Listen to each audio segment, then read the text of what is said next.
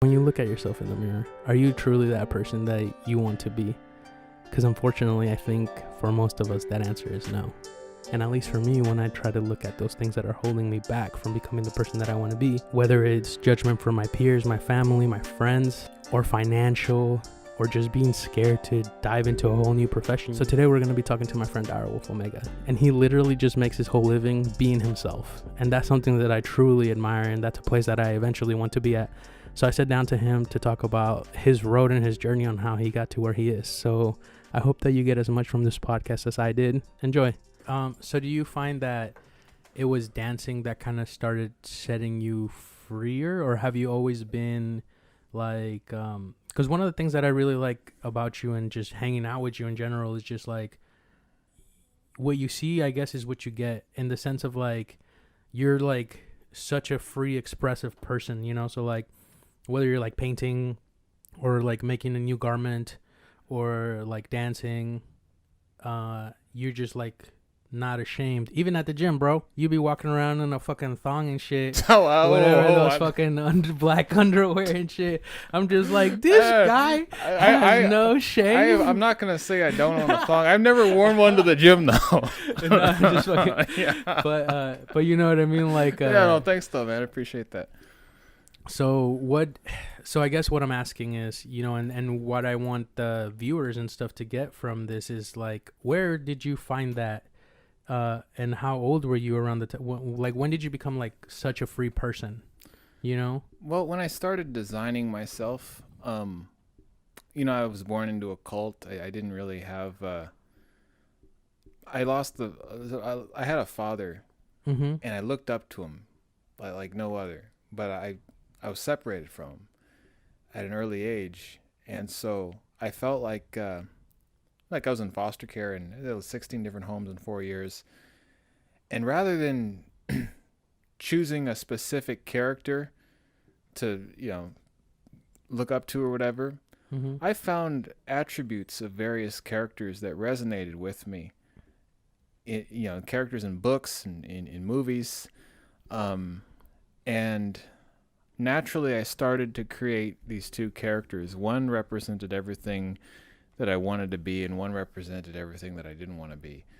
Early on, obviously, things that, you know, resonated with the person I wanted to be was like, you know, characters that were strong or fierce or whatever. Maybe like, you know, they were you know, popular with women, or they had certain skills. But then as I got older, they became more sophisticated traits. And I started creating my own traits. And at an early age, I realized that, you know, they tell you can be whoever you want to be in school, but for a lot of kids, that doesn't really resonate. For me, one day it just sank in, like, no, I can actually be whoever and whatever I want to be. How did that, like, how old were you?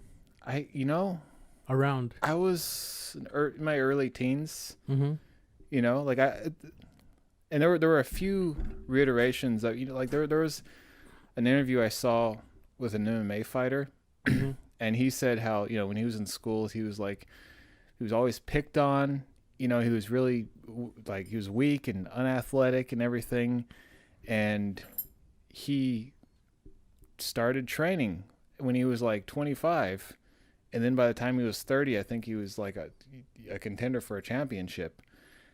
And like he decided to do that. He put in the work and he made it happen. And there's that and several things that I saw that made me realize, like, I could be whatever I wanted to be. You know, interesting.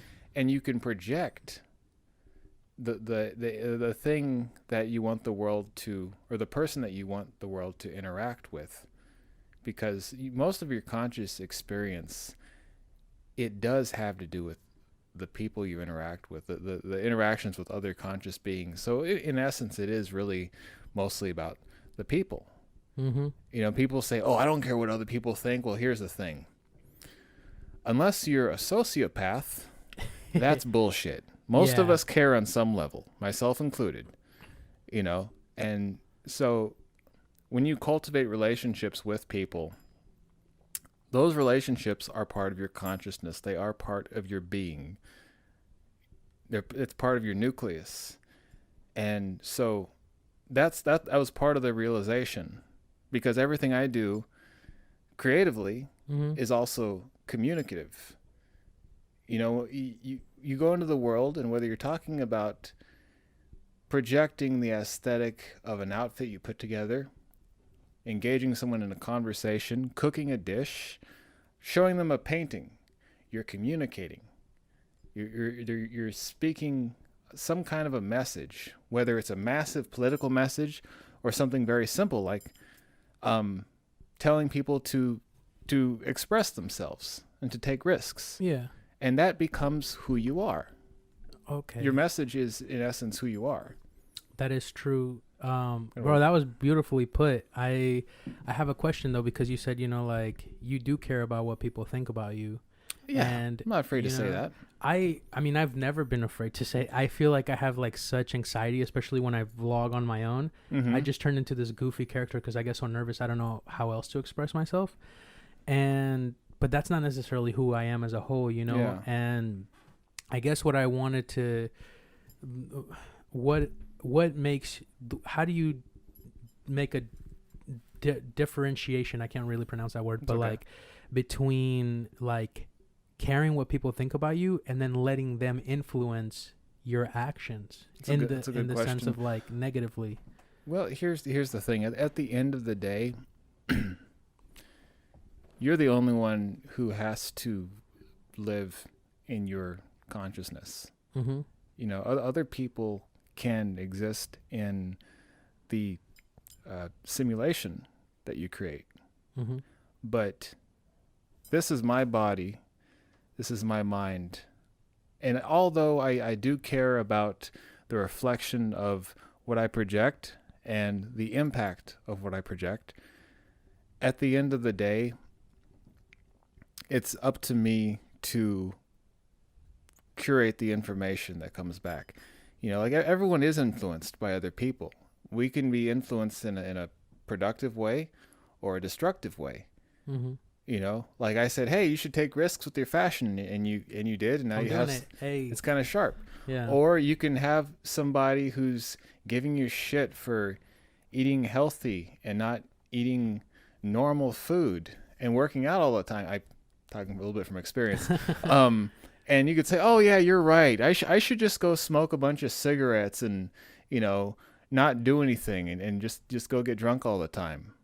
That's a negative way. And, you know, there's also some people are actually self-destructive out of sympathy. Elaborate. So let's say you're in a relationship, okay? And you are with someone who has problems with, let's say, like a substance or drinking or whatever. And you're trying to be really positive. You're trying to be really healthy. You're just trying to stay on your grind and focus on all the good things in your life.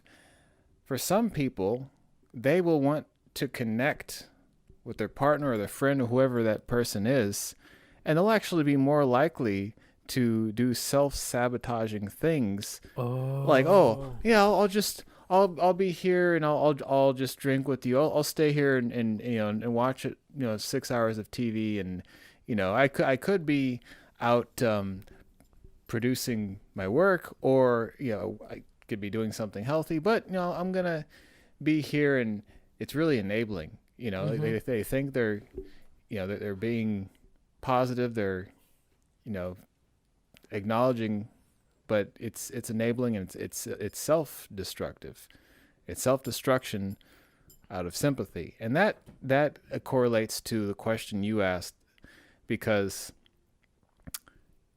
that's usually, or I can say usually, it's often how people allow others to negatively influence them.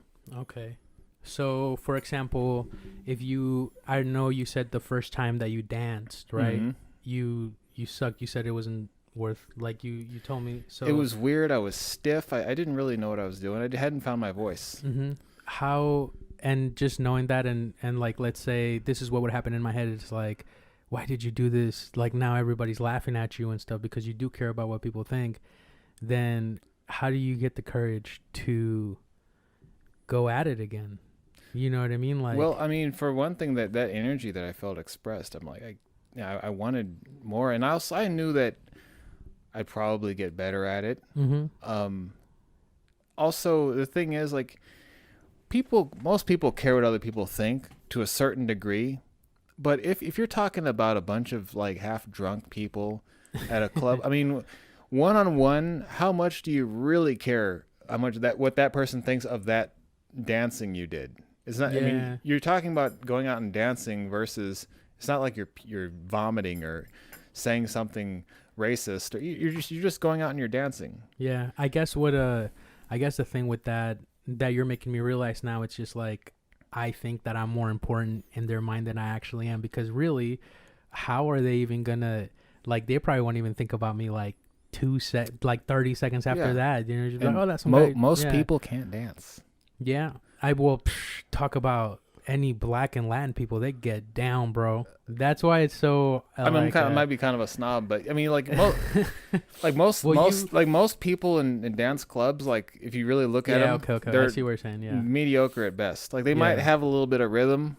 Okay, I see what you're saying. Yeah. You know, like now at the Mercury, where I used to like to dance, it's like a goth club. A lot of those people, like, they do like just like weird, cool, like emo and shit. some of them look awesome, but a lot of them, it's like, it's kind of like a little mosquito thing, and you're not going to look bad dancing with them. I gotcha. So taking it back to how you were saying, like, so you found you could be whoever you wanted to be, and then from there, did you find that kind of progression into becoming like who you are now? Yeah, and a lot of it is so when you realize a compromise, because life is a series of compromises, to advance forward, I think it's important to accept certain compromises and choose the compromises. One that I realized early on and accepted was that if I was to do what I wanted, how I wanted, I would have a few more abrasions to deal with along the way. Okay. And I accepted that. I had this sort of rugged feeling early on that, I'm going to do what I want. And if that makes my life a little hard, that's fine. Most of my life before that was hard anyway. And so I just accepted it. And, there have been that, like, I've mentioned before, there have been abrasions that are sort of unique to my lifestyle. Mm-hmm. And I fully embrace them. And now, I just started my 30s, and I'm at an age where I kind of have a few things figured out. I sort of know how to get certain things done, and I'm able to see certain patterns. What I found is that's what happens at that age. Like, you've been around long enough to sort of have pattern recognition. Yeah. And like I first realized it watching shows. I'm like, I know everything that's going to happen because I've seen, and then I'm like, wait, maybe I can apply this to real life. And then in relationships, talking to people, I started being able to predict things. And part of that is acceptance, because before you accept something, you have, and this is normal, I think, for most people, we have denial. Mm-hmm. Like, rather than expecting the worst and hoping for the best, it's vice versa.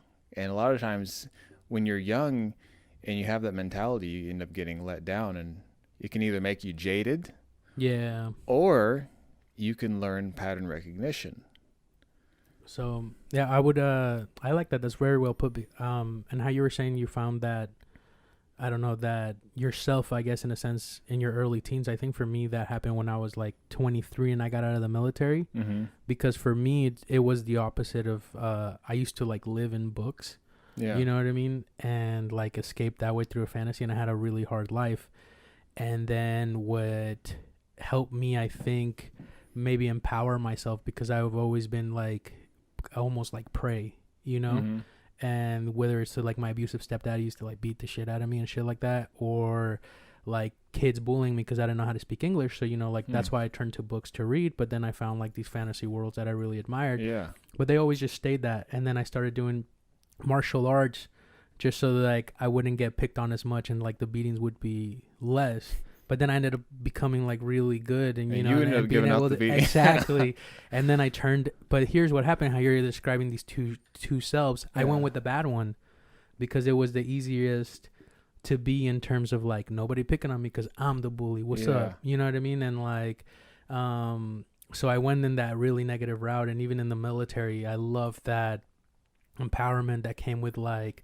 I love that whole like fraternity type, like you know what I mean? Yeah, let's fucking fuck each other up, you know, like So when I got out of the military and realizing like I had nothing but negativeness inside of my heart, that's when I decided to make the turn into like I want to create, I want to be expressive, and it's taken me until now to really find that groove. So I found myself then. But it was like I had to undo all the negative things that I did to bring me back to like a balance. Yeah. And literally maybe last year is when I finally feel like I got there. And now I'm building upon that. It's work. Yeah. Know? It's work. So, I mean, yeah, I think the common ground between all, and I dare say this, all successful endeavors is actually it's drive more than intelligence even. Yeah. And that's another thing I realized in my late 20s. But yeah, if you're driven and you have a work ethic, I mean, you're nearly unstoppable.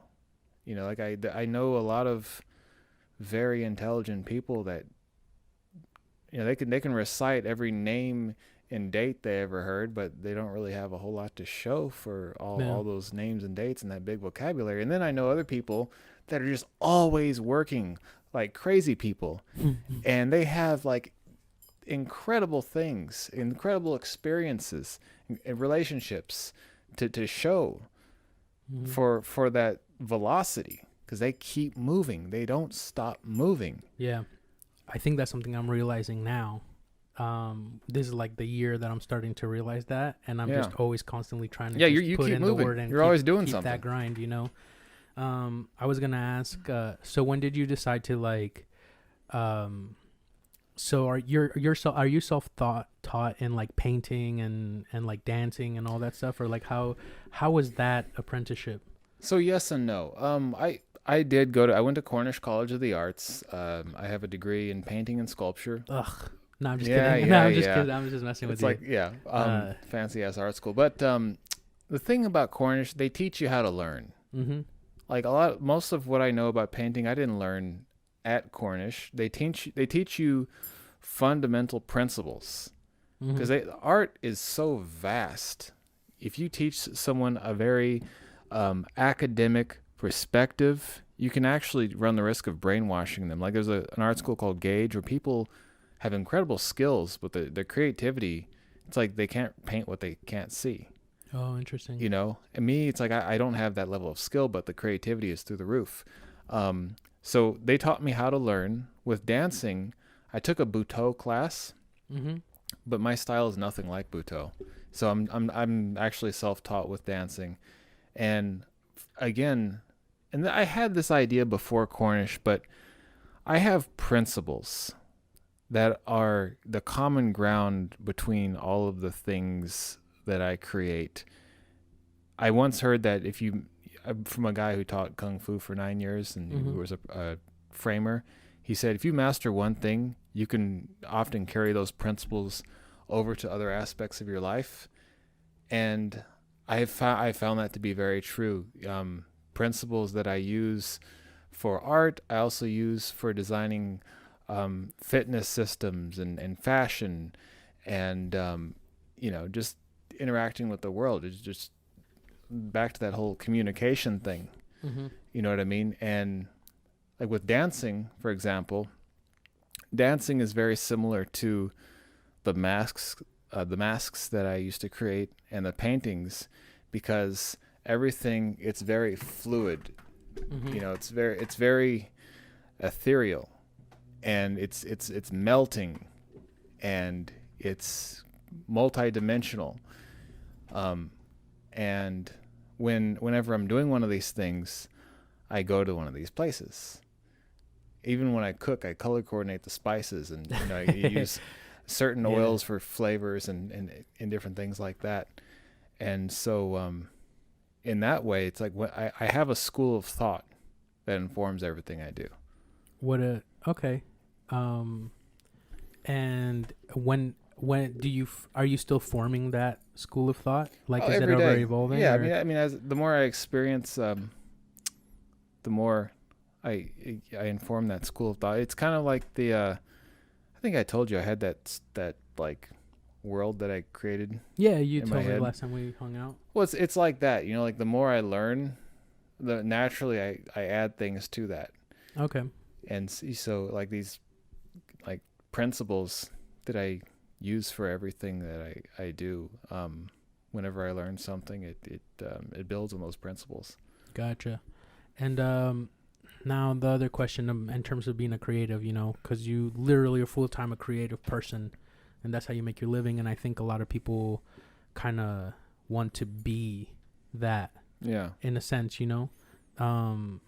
well, one question is like, why do you think most people don't ever get to a point of that? And then my second question is, what gave you the courage to like go out and be like, you know what, I can make money off my paintings, I can make money off my art, and then like just like actually becoming that, Well, I think with a lot of people, it goes back to drive. Like a lot of artists have part-time jobs, and as a painter or a sculptor, or whatever it is you do, once you get that steady paycheck, it's very easy to become complacent. It's secure. It's coming in, and also after they've worked their 30 or 40 hours a week or whatever they're working, the energy is going to be a little lower. And the thing a lot of people don't realize is your drive is much higher when you're in your 20s. Yeah. Like if you have something set up in your 20s, it's a lot easier than completely starting over when you're like 36 or in your 40s even, because your drive goes down. Yeah. You want to be comfortable as you get older. And like I know like 90% of art school graduates, they don't do anything art related after the first 5 years. And by the time they're set in that job for like 10 years or so, the next thing you know, like the 20s are over. And they have all these responsibilities and things, and when they're not working, it's like, oh, I just want to rest. For me, though, I decided that I wanted to be an artist early on. I didn't want to be ordinary. And that was the only thing that really resonated with me. When I paint, it's the closest I come to nirvana. I feel just incredibly happy when I'm doing that. And I've tried a few different careers, like like with modeling, I did a little bit of acting and stuff, and with nothing has made me happy like painting. Personal training, I enjoy that as well, and it's very low impact for me because it leaves a lot of energy left for painting. But with that, I'm able to use the same creativity, because I don't have a gym to train people with, so I'm able to come up with things that just based on what's immediately around them, and it exercises that creativity. And I'm like sculpting a body, and it's very it feels rewarding. But painting mainly, but art in general, it's my life dedication. It's like it's the closest thing to a religion that I have. Interesting. It's sacred to me. I never have felt that until I started working on the craft of storytelling, right? And for me, it's telling stories and having these kind of conversations. But not only that, but like trying to craft something with my camera, like I started doing photography, right? But what really got me into it was like videoing and like trying to paint this like beautiful picture. And I think I'm still like in my apprenticeship in a way, but for those because I've been wanting to do what I'm doing now since I was 21. I was so angry until I was 23 because I didn't have the courage to be myself, so that was like my bully years. That's important. And when I finally got the courage at 23, I had no skills. So what I did is like I swallowed my pride, and I started out like holding fucking just light pan diffusers and stuff like that. Just suck it up. Don't, who cares, you know? And from 23 to 26, it was all skill acquisition and not even being able to express what I wanted that I would see in my head. But it was just like I knew I was acquiring the tools and the skills. And that was probably the most humbling experience in my life that turned me into how I am today. It's important to be humbled. You know? And it sucks. Life is humiliating, man. Yeah. Life will humble anyone. Yeah, I think that's what I've been most appreciative about, like this whole process of trying to become who I am, which I'm still working super hard at, is like accepting that I learned the most and I am most appreciative of my defeats and my failures, because they're the ones that have allowed me to grow into like who I'm starting to become, which I'm starting to like, you know, like I've always like hated myself. So, and when I turned 27, so it was a whole 4 years, but really 6 since I wanted to do this endeavor. Yeah.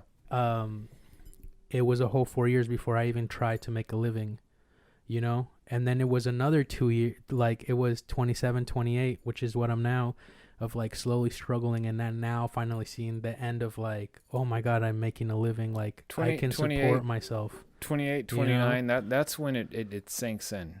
That's when you start to know who you are. Yeah.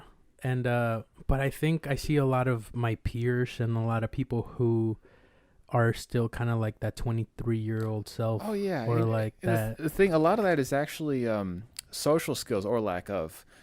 Some, people will talk and most people have social anxiety, and a lot of that is, it's manifested in, humor. Like they'll make cracks or they'll giggle and stuff, and that's where a lot of that immature projection exists. They don't really have the refinement, and so they'll make these like silly jokes and stuff, but then you talk to them and start to get deep, and you realize they actually have life experience and maturity. They just don't know how to represent themselves. It's almost like they're very bad dressers in a way. You literally just described me and my vlogging to a T, dude. Literally, that's exactly me. In essence, when you're communicating with people, when you're speaking with the people, when you have a communicative atmosphere around yourself, it's like fashion. Yeah. It's like fashion. You're representing yourself, but the person who you're interacting with is only going to see that facade. They might think they're super intuitive and they can see your soul or whatever, but thing is they're seeing what you're projecting. And you can project things that aren't accurate, things that aren't flattering, things that don't resonate with how you really feel. And I think for a lot of people, it's very difficult to do that, especially if they're not comfortable in their skin. And a lot of people aren't. And I don't just mean like their body. I mean who they are, where they are in life, what they've done, their relationships, finances, all that stuff. And when you are confident with all that, it's very easy. But when you're insecure or unfulfilled, it's difficult. It must be difficult. I would say, it is for me. That's why I feel so goofy. Like I was telling you earlier, like I turn into a goofy version of myself, and I'm always deferring to like jokes or like, I'm Mexican, or like something like weirdly, I would say cringy in a way, but like I'm starting to pull it off, but like it's still like whenever I watch myself, like I can just see the anxiety oozing out of me, and then it's just you also notice these flaws more than other people probably will. And that's true. Like I'm guilty of it myself. Like some stuff I say about myself, and the people are like, what are you talking about, man? Yeah. But I notice it. Yeah, I've my close friends and family, they're like, hey, that's not how you are, and I'm like, I know, I'm just so nervous. Yeah, people goof off, they say things. Personally, sometimes I feel like I have some kind of a mild dyslexia. It hasn't really kicked in, so I'm gonna sound like I'm nuts right now, but sometimes it happens, and I'll sort of stumble over a word, and as a slightly vain person, it bothers me a lot. It's, you know, it feels humiliating. Mm-hmm. It embarrasses me.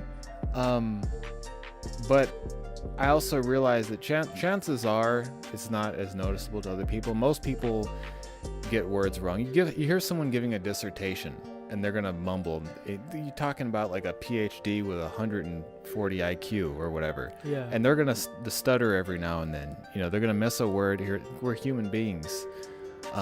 And at the end of the day, when you have anxiety, that anxiety will search for flaws, whether you're talking about yourself or things in a situation that is stressful, Mm-hmm. or even if you're trying to walk on a beam and hold your balance. I had a conversation with a woman the other day about this. It's anxiety that makes it hard to keep your balance, because your anxiety is finding things that could go wrong. It's looking at the drop that's gonna, you know, bring you to the ground. It's thinking about all the things in your body that are gonna dysfunction. And that's why, if you're confident, it's easier to keep your center.